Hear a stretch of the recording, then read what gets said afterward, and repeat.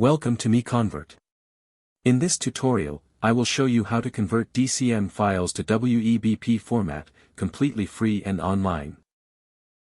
Open your browser and search for DCM to MiConvert.com. Click on the first result to go straight to the converter.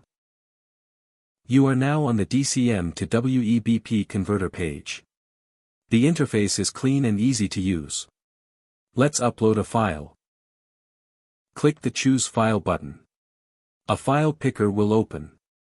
Select the DCM file you want to convert, then click Open. Your file is loaded and ready. You can see the file name, size, and destination format. Click Convert now to start the conversion. The conversion is in progress. You can see the progress bar moving. This usually takes just a few seconds. Done. Your file has been successfully converted. Click Download to save the WEBP file to your computer. That's it.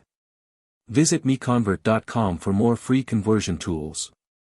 Subscribe for more tutorials. Thanks for watching.